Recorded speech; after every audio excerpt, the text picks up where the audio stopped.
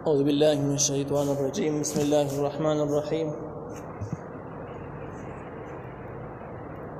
قال أفرأيتم ما كنتم تعبدون. سورة الشعراء 75 نمبر آیات. په دې 75 نمبر آیات کې د ابراهیم علیه السلام د خپل مشرک قوم سره د خبرو اترو هغه انداز ذکر کړي.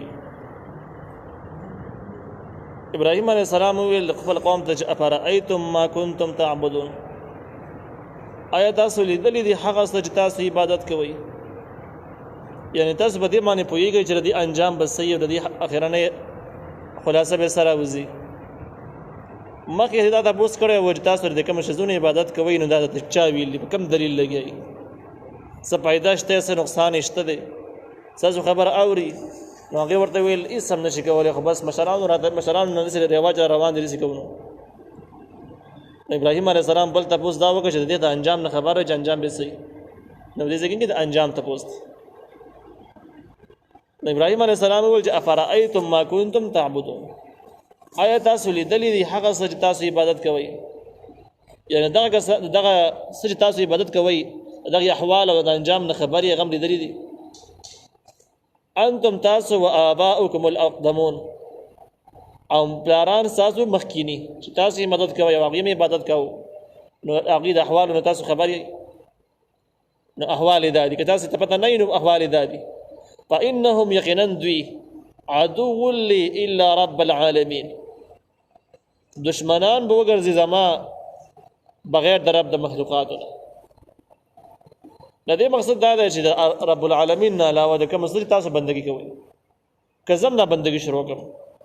نو انجام یې دا دی چې قیامت کې به دا زموږ دشمنان شي. څنګه دشمنان کېږي؟ نو دغه مضمون مخکې تر شوی دی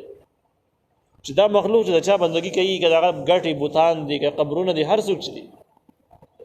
قیامت په ورځ باندې به دا د دې عبادت نه انکار وکړي چې تاسو زموږ عبادت نه دی کړی، اول یې کړلی موږ ورته نه ویلي، مخالف شي. الله تعالی به در کې به شکایت وکړي چې موږ ورته نه دي ویلي، دوی جرم کړی، غلط کار یې کړی، سزا ولا ورکړه. نو په دغه طریقه باندې به څوک چې عبادت کوي دا او د چا چې عبادت شوي د هغې منځ کې به دښمني ښکاره شي، جداوالی به واضح شي. البته رب العالمین الله تعالی واحد داسې ذات چې بندګۍ باندې خوشحالیږي، ستا د بندګۍ د عبادت نه انکار نه کوي او د هغې پوره بدله درله درکوي. نو اصل کې دا داسې ده چې فإنهم عدو الا رب العالمین، یقینا دوی به دشمنان وګرځي زما په قیامت په ورځ باندې بغیر د رب د مخلوقاتو نه.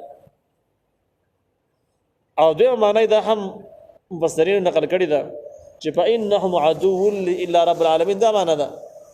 چې یقینا د دوی عبادت کول په شان د عبادت د دشمن دی.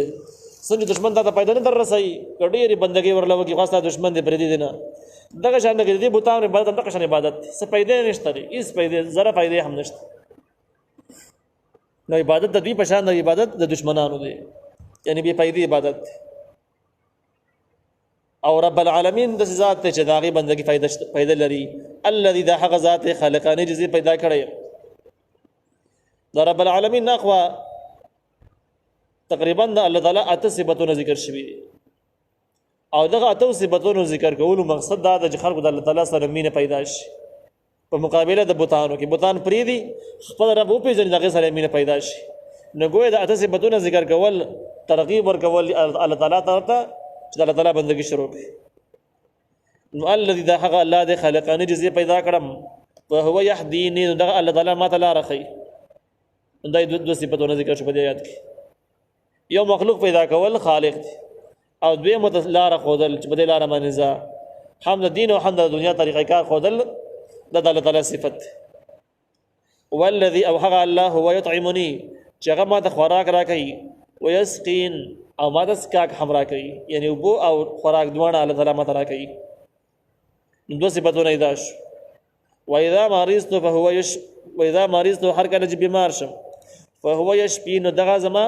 علاج کوي، دغه ما ته شفا راکوي. یعنی چې د بیماری نه بعد روغېدل د الله تعالی په لاس کې دي، د الله تعالی په اختیار کې دي. د بیماری نه بعد الله تعالی روغول کوي. والذي او دا هغه ذات دی یمیتنی چې ما لره به وفات کوي، ثم یحیین، بیا مې دوباره ژوندی کوي د قیامت په ورځ باندې. نو ژوند او مرګ اختیارات هم د الله تعالی سره دي، د بوتانو سره نشته. نو الله تعالی ردی خبر ډیر لایق دی چې سره د الله ومني او باقي سيزونه پری دي باقي وخت ضایع نه کی والذي ذا الله دې اتمع جزتم لرم ان يغفر لي جماعه بخنه وکي خطيئتي د ګناونو خزما يوم الدين بورز د حساب باندې دین په معنا د جزاء سر راضي په معنا د بدله په معنا د حساب یعنی الله غزا د قیامت بورز باندې خالص دا یو ذات د ګناونو بخښل شي بل څه د بخښلو والا ذات نشته دې ځکه کې خطيئتي راغله ده خطيئه په معنا د خطاکارۍ د ګناونو سر راضي انبیاء کرام چې څومره دینو دا معصوم عن الاثم د ګناونو نه پاکي دا اهل سنت والجماعت مقدس عقیده ده او دا دعاګانې د الفاظ خدا خود ابراهيم عليه السلام دعاګانې دي نو بده کې مفسرین ذکر کړي د اثر کې دا جمله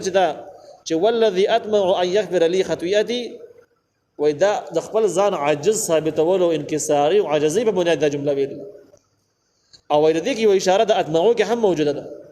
زګه تمع دي ته ویل کېږي چې یو کار اراده لري یو کار تمه لري بغیر د استعمال د اسباب او د اسباب ته سره بده شته دي نه استعمال اول شي نه خو بیان تمه لري دا کار دی وشي د تمه دي ته عربي کې تمه ویل کېږي نو د ګویا د دې جمله شوله چې زما عمل بیخي د نش برابر دی عمل مې ولشته دی نه عمل د خلاصېدلو ذریعہ نه کې عمل د خلاصېدلو نجات ذریعہ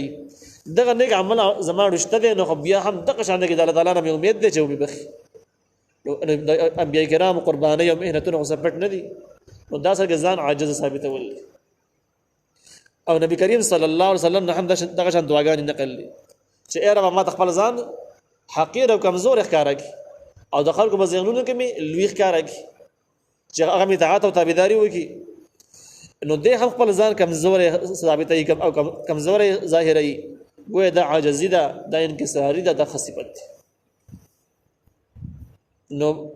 دا الله غزاد دي اتمع عجزتم الله ان يغفر لي جما د بخنه وکي خطيئتي د خطاګانو زما يوم الدين په ورځ د بدلې باندې قیامت ربي ارب زما حبل راکه ماتا حکما پو علم کامل علم پو علم یا کامل علم ته ویل کیږي چې د پوی سره سم عمل ور سره چې پوی یو عمل پکې نه دام کمزوري خبره ده عمل بغیر د پوی ناراضی نه نو دام کمزوري دام خطا کېدل نو ګویا ابراهيم عليه السلام د دعا وخت د دې کامل علم لرم چې هغه صحیح پوی همي او صحیح پوی سره صحیح عمل هم ور سره والحق نما پیوس بالصالحین د نیکانو خلق سره چې کله وفات شم زما روح د نیکانو خلق سره یو ځای شي کاغه برزخ کې دی کاغه آخرت کې دی زګه د نیکانو خلق سره ملګرتیا کول په قبر کې یا ورسته د نجات او د کامیابی علامات مطلب دا چې په کامیاب خلکو کې شمار شم واجعل لي او غرزم زما د پاره لسان صدق فی الاخرین ذکر د رښتیا خبرو لسان په معنا د ذکر سره دی فی الاخرین ورستنو خلکو زما د پاره ذکر د رښتیا او ورستنو خلکو وګرځو دی هم دغه دو مطلبونه مفسرین نقل کړي دي یو مطلب دا دی چې وجعل لي وګرځم زما د پاره لی زما د فائدې د پاره لسان صدق ذکر د رښتیا خبرو د خو خبرو یا صدق په معنا د نیکی سره دی چې ذکر د نیکی د خبري ورستنو خلکو نو مطلب دا ر زمانه د ذکر واخلي او د علم او عمل ما ترا نصیب کی چې زما په دغه لار باندې ورستانو پیړو کې هم خلک راضي او تقشن عمل کوي زما په لار باندې رواني نو ګویا د ښه عمل دعا وکړه چې عمل او د کردار زمانه صادر کی چې ورستانو خلک هم زما په لار باندې راشي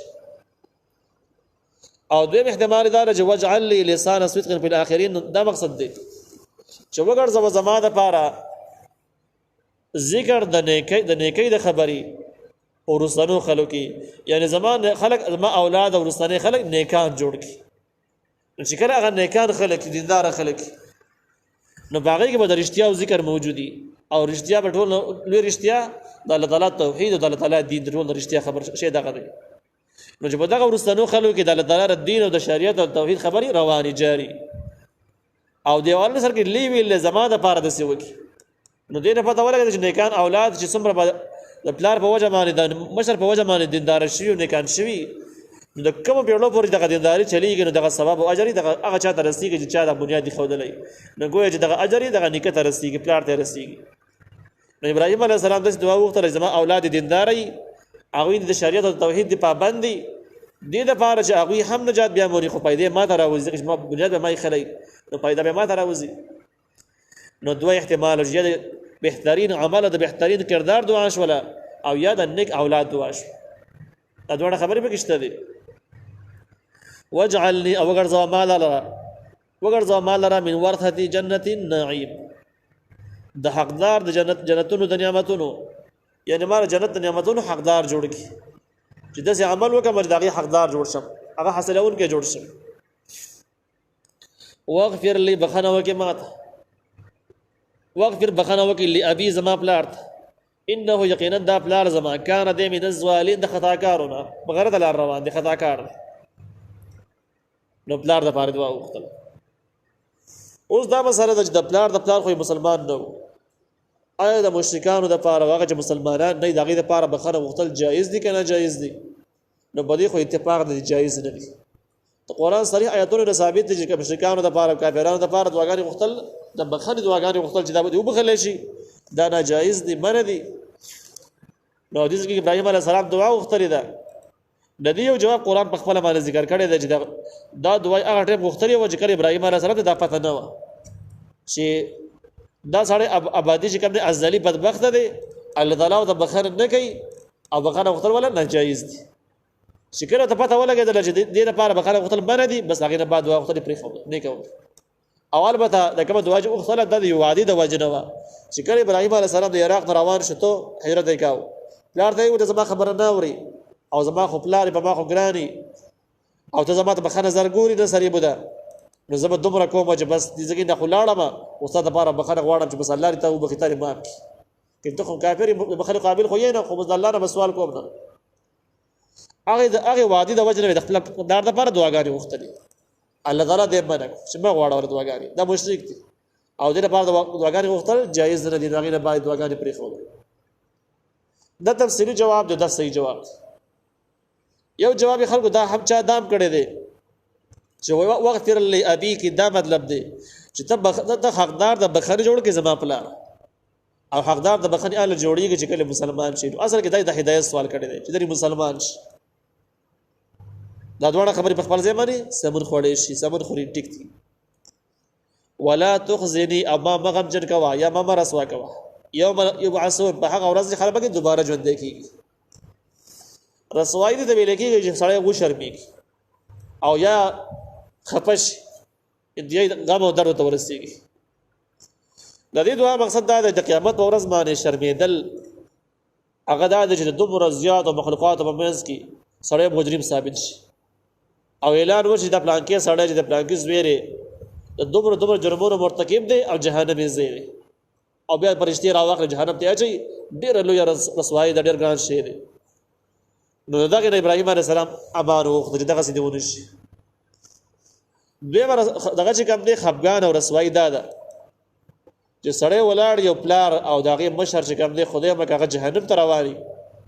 نو دغه هم څوک برداشت کولی نه شي نو دا غم هم دی دا رسوایي هم ده چې کله اواز وشي چې پلانکې جهنمي دی او زامن یې ولاړ زامن اگر که جنتیان وي نو په زړه باندې بېسته تېرېږي ډېر غټ غم دی نو ابراهیم علیه السلام دعا وغوښتله چې د پلار په وجه باندې ما غمجن نه کړي ما ونه شرمې رسوا مې نه کړي حدیث مبارک کې دی چې کله قیامت ورځ شي حساب کتاب شروع شي نو حساب کتاب نه بعد به دا ټول مخلوقات به ولاړ ابراهیم علیه السلام پلار پاره کې به حکم وشي جهنم ته واچوي نو په دې کې به ابراهیم علیه السلام راپاسېږي چې ما خو دعاګانې غوښتلې وې چې ولا تخزني یوم یبعثون د قیامت په ورځ ما غمجن نه کړي ما ونه شرمې او دا خو جهنم ته روان زما دپاره غم هم دی شرم هم دی پلار مې دی او ډېر به خفه شي نو په دې منځ کې به الله تعالی یو ناشنا غونډه کې فیصله راولېږي د پلار شکل به بدل کړي او داسې به بدل کړي او داسې به ولې بد کړي چې دی به سړي به د پېژني نه بیا او به دغه بد شکل کې چې د ابراهیم علیه السلام باندې په خپله هم نفرت وشي غاړې ته بدې شي مخکې له به نه ورځي او یې پېژني بیا نه خیال به دا شي چې دا بل څوک دی په داسې حال کې به دی جهنم ته واچولی شي نو هغه طریقه باندې دعا به هم په خپل ځای باندې ټیک ثابت شي ابراهیم علیه السلام به د په وجه باندې خفه نه شي د قیامت په ورځ باندې ځکه چې د په خیال کې بل څوک بشي او کار به هم هغه شان ته کوي چې مشرک به خامخا جهنم ته ځي هغه فیصله به هم سره ورسیږي